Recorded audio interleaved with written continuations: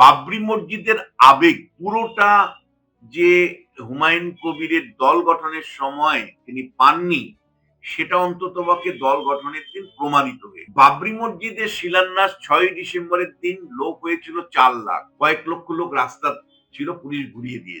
আর যেদিন দল তৈরি করলেন উনি, সেদিন মানে অর্থাৎ 22শে ডিসেম্বর জনতা উন্নয়ন পার্টি যেদিন তিনি ঘোষণা করলেন, সেদিন সর্বসাকুল্যে লোক হয়েছিল 60,000। মানে তুমি বুঝতেই পারছো যে 4 লাখ লোক 60,000 নেমে গেছে।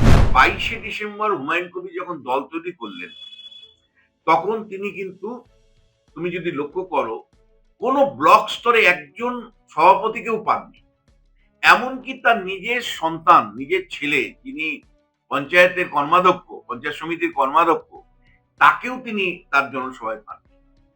তাহলে যারা ভোট করায়, ইনফ্লুয়েন্সিয়াল যাদেরকে আমরা বলি, অর্থাৎ মুর্শিদাবাদ এর ইনফ্লুয়েন্সিয়াল ব্লক লেভেলের যারা কর্মী, যারা আধিকারিক, যারা তৃণমূলের সংগঠক বা অন্য কোনো দলের সংগঠন, এমন একজনকেও হুমায়ুন কবির 22শে ডিসেম্বর পান। বিজেপি, তৃণমূল এরা সব একে অপরের সাথে সম্পর্ক রেখে কাজ করে। বিশ্বাস করেন, আপনারা প্লিজ বিশ্বাস করেন আমাকে, তৃণমূল, বিজেপির 1-2 জন ছাড়া বাদ বাকি সবাই পরস্পরের সাথে সম্পর্ক রেখে কাজ করে, কিন্তু আপনাদের নিধরে পান যায়। আপনারা নিজেরা কেন মারপিট করেন, কেন মারপিট করেন? আপনাদের নেতারা তো পরস্পর পিন্ডি জোট তৈরি করেই চলে। ফলে এইটা দেখার যে হুমায়ুন কবির পিন্ডি জোটের মধ্যে ঢোকে কিনা। হুমায়ুন কবিরও পিন্ডি জোটের মধ্যে ঢোকার সম্ভাবনা আছে। তার কারণ উনি উদ্বোধনের দিন, দল উদ্বোধনের দিন 22 তারিখ, উনি অভিষেক বন্দ্যোপাধ্যায়ের প্রশংসা করেন। শীত পড়ে গেছে, শীত কাটলেই একেবারে 26-এর নির্বাচন। এবার কি তাহলে 26-এর নির্বাচনে হুমায়ুন কবিরের যে নতুন দল, সেই হুমায়ুন কবির কি এবার তাহলে ট্রাম্প কার্ড? দেখো, জনতা উন্নয়ন পার্টি তৈরি করেছেন হুমায়ুন কবির। এখন মানে এত তাড়াতাড়ি কোনো চূড়ান্ত কমেন্ট করা কঠিন। তবে বঙ্গ রাজনীতিতে হুমায়ুন যেভাবে মানে নতুন করে আবার উঠে এলো, নতুন দল তৈরি করে, সেটা কিন্তু বাংলার মানে রাজনীতিতে একটা নতুন সংযোগ এবং রাজনীতি একটা গতিশীলতা পেয়েছে 26শে বিধানসভা নির্বাচনের আগে। দেখো, খুব পরিষ্কার, এবার কিন্তু মমতা বন্দ্যোপাধ্যায় মুসলিম ফ্রন্ট থেকেও একটা চ্যালেঞ্জের সম্মুখীন হচ্ছে। আমার কাছে যা খবর, উত্তর দিনাজপুরে এবং মালদাতে মিম এবার কিন্তু একেবারে নিনাবি ভাবে আসছে না। মিম কিন্তু উত্তর দিনাজপুর এবং মালদাতে, মিম মানে হলো আসাউদ্দিন ওয়েসির দল। আসাউদ্দিন ওয়েসির দল এবার কিন্তু উত্তর দিনাজপুর, মালদাতে যথেষ্ট প্রভাব ফেলবে। আর একই সাথে অসন্তুষ্ট মুসলিম যারা, তাদের ভোটটা কোথায় যাবে? মানে সব মুসলমান তো তৃণমূল কংগ্রেসকে পছন্দ করে না, কিন্তু বাধ্য হয় বিজেপিকে আটকানোর জন্য ভোট দিতে। ফলে এইরকম একটা অবস্থাতে 2021 সালে আমরা দেখেছি যে মুসলমানরা ঢেলে তৃণমূল কংগ্রেসকে ভোট দিয়েছে। এমনকি সুজাপুরের কংগ্রেস গড়েও 1,30,000 ভোটে তৃণমূল প্রার্থী জয়ী হয়েছে। তাহলে মুসলমানদের প্রতি 100টি ভোটের মধ্যে যে এস্টিমেট আমরা করেছি, তাতে 87 থেকে 88% ভোট একা তৃণমূল পেয়েছিল 2021। এই ভোটটা তৃণমূল ধরে রাখতে পারবে, নাকি জনতা উন্নয়ন পার্টি তৈরি করে হুমায়ুন কবির কোনো প্রভাব ফেলতে পারবে? দেখো, হুমায়ুন কবির দুটো দিক থেকে আমি দেখতে চাই। একটা হলো, উনি নতুন যে রাজনীতি শুরু করেছেন, সেটা হলো বাবরি মসজিদ নির্মাণকে কেন্দ্র করে। অর্থাৎ মুসলমানদেরকে এটা উনি বোঝাচ্ছেন যে মমতা বন্দ্যোপাধ্যায় যদি জগন্নাথ ধাম তৈরি করতে পারে সরকারি টাকায়, মমতা বন্দ্যোপাধ্যায় যদি সরকারি টাকায় দুর্গাঙ্গন তৈরি করতে পারে, আমাদের টাকায়, করের টাকায় যদি উনি মহাকাল মন্দির শিলিগুড়িতে তৈরি করতে পারে, তাহলে উনি কেন মুসলমানদের জন্য মসজিদ তৈরি করছেন না? ফলে মুসলমানদের দেখার কেউ নেই। মুসলমানদের বাবরি মসজিদ আমরাই তৈরি করব, আমরাই তৈরি করব। ফলে এখানে কিন্তু আমি তোমায় বলছি, একটা বিরাট মানুষের সেন্টিমেন্ট আছে। তাহলে কি এবার সংখ্যালঘু ভোট তাহলে মুখ্যমন্ত্রীর হাতছাড়া? না, এত তাড়াতাড়ি কনক্লুশন টেনো না। এবার বাবরি মসজিদের যে আবেগ, সে নির্মাণের আবেগ তা আমরা দেখেছি। মানুষ টাকা দিচ্ছে, ইট দিচ্ছে, বালি দিচ্ছে, সিমেন্ট দিচ্ছে। এমনকি হুমায়ুন কবির নিজে পর্যন্ত বলেছেন যে এত আমি রাখবো কোথায়? এবং তিনি লাইভ টেলিকাস্ট করে দেখিয়েছেন যে মানুষ বাবরি মসজিদ তৈরির জন্য কত টাকা দিচ্ছে। আবেগ ছিল। বিপুল মানুষ সমাগম হয়েছিল ৬ই ডিসেম্বর বাবরি মসজিদ শিলান্যাস অনুষ্ঠানে বেলডাঙ্গায়। ওই রকম জনসংখ্যা কি এসেছিল যেদিন তিনি 22শে ডিসেম্বর যেদিন দল তৈরি করলেন জনতা উন্নয়ন পার্টি? উত্তর না। অর্থাৎ বাবরি মসজিদের আবেগ পুরোটা যে হুমায়ুন কবিরের দল গঠনের সময় তিনি পাননি, সেটা অন্ততপক্ষে দল গঠনের দিন প্রমাণিত হয়ে গেছে। বাবরি মসজিদের শিলান্যাস ৬ই ডিসেম্বরের দিন লোক হয়েছিল ৪ লাখ। কয়েক লক্ষ লোক রাস্তা ছিল, পুলিশ ঘুরিয়ে দিয়েছে। আর যেদিন দল তৈরি করলেন উনি, সেদিন মানে অর্থাৎ 22শে ডিসেম্বর জনতা উন্নয়ন পার্টি যেদিন তিনি ঘোষণা করলেন, সেদিন সর্বসাকুল্যে লোক হয়েছিল ৬০,০০০। ফলে তুমি বুঝতেই পারছো যে ৪ লাখ লোক ৬০,০০০ নেমে গেছে। তাহলে মানে বাবরি মসজিদের দিন নন পলিটিক্যাল পার্টির লোক এসেছিল, অর্থাৎ মুসলমান যারা বাবরি মসজিদ দেখতে চায়, কিন্তু তারা হুমায়ুন কবিরের সাথে নেই, এটা পরিষ্কার।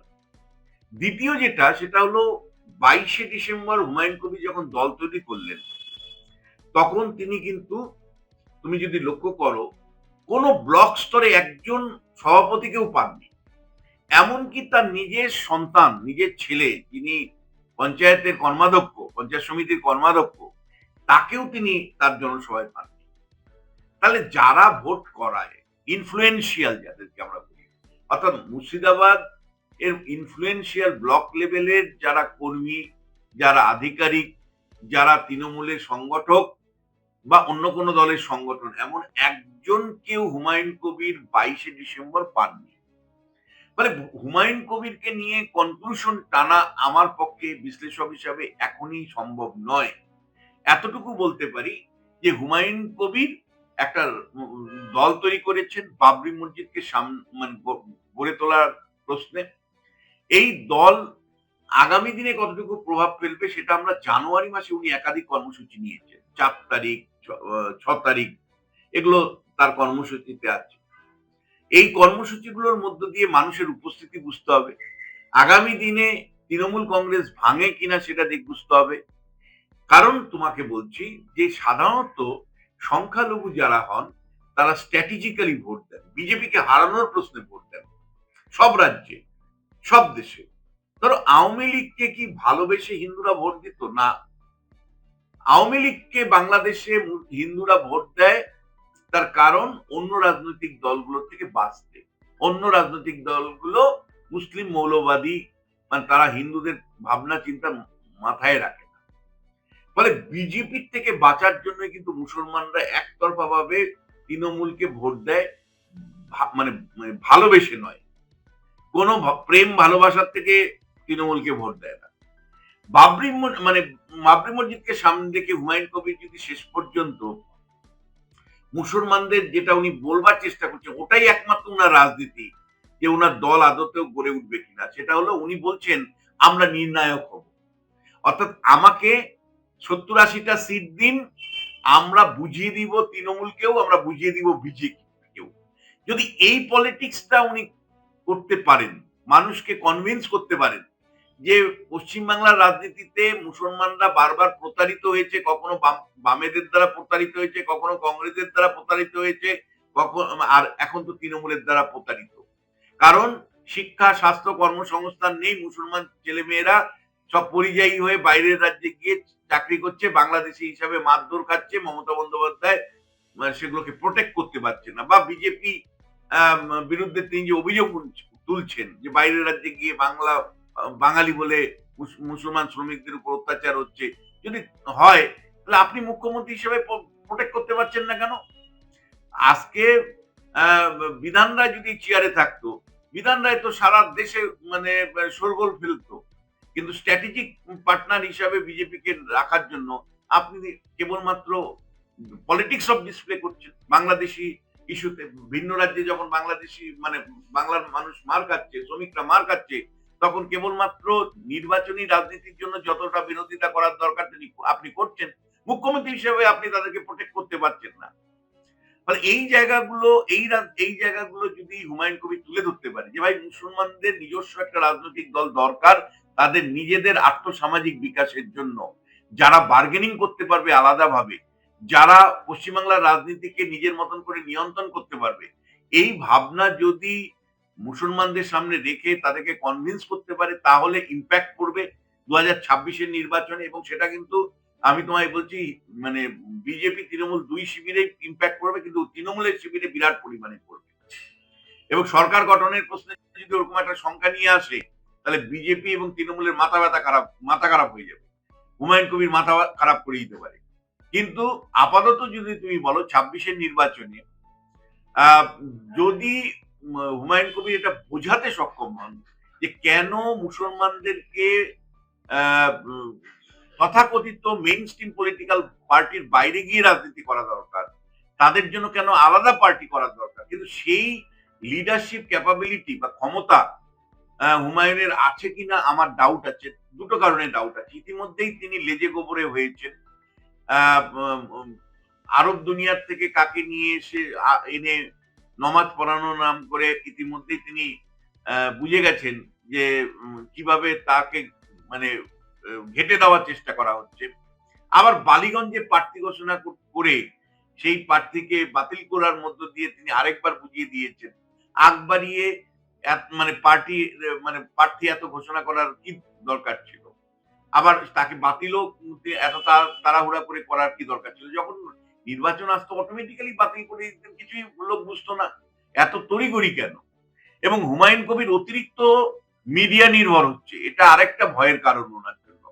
উনি এত মিডিয়া মানে টেলিভিশনে টক শোতে পর্যন্ত ঢুকে যাচ্ছে, 1:1 সাধারণত নেতারা বসেন, কিন্তু এখানে টক শোতে উনি বসে যাচ্ছেন, বিভিন্ন চ্যানেলে ঘুরছেন। ফলে অতিরিক্ত এক্সপোজার কিন্তু ওনার খারাপ হচ্ছে। অতিরিক্ত এক্সপোজার খারাপ হচ্ছে এক। দুই হলো তৃণমূল কংগ্রেস যে প্ল্যান করে রাজনীতি করে, যেখানে মানে দলের ভেতরে লোক ঢুকিয়ে ঘেটে দেয়, যেটা বিজেপির মধ্যেও আছে। আমি তোমায় বলছি মানে কেমন জানো তো, মানে আমরা সাধারণত দিল্লিতে ইন্ডিজোট নিয়ে কথা বলি। ইন্ডিজোট মানে কি, মমতা বন্দ্যোপাধ্যায়, সিপিএম, কংগ্রেস সবাই নিয়ে ইন্ডিজোট। কিন্তু পশ্চিমবাংলায় একটা পিন্ডি জোট আছে। পিন্ডি জোটটা কি এটা তোমাদের দর্শকরা করে বুঝবে। তৃণমূল এবং বিজেপি এবং অনেক রাজনৈতিক নেতারা নিজেদের মধ্যে কিন্তু পারস্পরিক সম্পর্ক রাখে, ফলে অর্থাৎ গ্রাসরুটে কর্মীরা মার খায়, কর্মীরা একে অপরের বিরুদ্ধে মানে খড়গহস্ত। গ্যাস রুট লেভেলে তৃণমূল, বিজেপি বা অন্য রাজনৈতিক দলের কর্মীরা আপনারা কেন যে মারপিট করেন, কিন্তু আপনারা জানলে অবাক হবেন। বিজেপির এক শীর্ষ নেতা, রাজ্য স্তরের নেতা, তিনি ঠিক করে দেন যে তৃণমূলের কোন স্পিকার কোন মেলায় মানে বক্তা হিসাবে যাবে। হে ভগবান, এইখানে যখন সিচুয়েশন, সেখানে আপনারা কেন নিজেদের মধ্যে লাঠালাঠি করেন? এই যে পিন্ডি জোটটা, এই পিন্ডি জোটটা সম্পর্কে আপনাদের সজাগ থাকতে হবে। আপনারা জানেন না রাজনীতিবিদরা কতটা স্বার্থপর হয়, আপনাকে লড়িয়ে দিবে, সাধারণ মানুষকে লড়িয়ে দিবে, কিন্তু দিনের শেষে কিন্তু ওই সমস্ত, আমি নাম ধরে বললাম না, সমস্ত শীর্ষ নেতৃত্ব বিজেপি, তৃণমূল, এরা সব একে অপরের সাথে সম্পর্ক রেখে কাজ করে। বিশ্বাস করেন আপনারা, প্লিজ বিশ্বাস করেন আমাকে, তৃণমূল, বিজেপির এক দুজন ছাড়া বাদ বাকি সবাই পরস্পরের সাথে সম্পর্ক রেখে কাজ করে, কিন্তু আপনাদের নিধরে পান যায়। আপনারা নিজেরা কেন মারপিট করেন? আপনাদের নেতারা তো পরস্পর পিন্ডি জোট তৈরি করেই চলে। ফলে এইটা দেখার যে হুমায়ুন কবির পিন্ডি জোটের মধ্যে ঢোকে কিনা।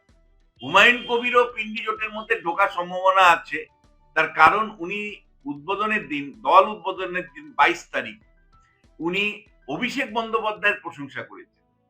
ওখানে একটা এক্সিট রুট রেখেছেন যে ভাই যদি কোনো কারণে আমার প্রজেক্টটা ব্যর্থ হয়, আমার জনতা উন্নয়ন পার্টি যদি ব্যর্থ হয়, তাহলে আমি আবার যাতে তৃণমূলে ফিরে যেতে পারি, যুবরাজকে ধরে, তৃণমূল কংগ্রেসের সেনাপতিকে ধরে, অভিষেক বন্দ্যোপাধ্যায়কে ধরে, সেই রাস্তা একদম পরিষ্কার। যেমন করে রাজীব বন্দ্যোপাধ্যায় মমতা বন্দ্যোপাধ্যায়ের ছবিটা বিধানসভা থেকে বুকে জড়িয়ে দল ত্যাগ করলেন, তারপরে আবার তৃণমূলে ঢুকলেন, সেরকমও সম্ভাবনা আছে পিন্ডি জোটের। এই পিন্ডি জোটের কনসেপ্টটা কিন্তু আমি দর্শকদের বলবো, প্লিজ ভালো করে মনে রাখুন। ইন্ডি জোট শুনেছেন, পিন্ডি জোট হলো তৃণমূল, বিজেপি বা অন্য রাজনৈতিক দলের শীর্ষ নেতারা নিজেদের মধ্যে কথা বলে আলাপ আলোচনা করে সবকিছু ঠিক করে, কিন্তু আপনি মাঠে ময়দানে অঘরে পান দেন, মারপিট করেন, একে অপরের বৈরিতার সম্পর্ক তৈরি করেন।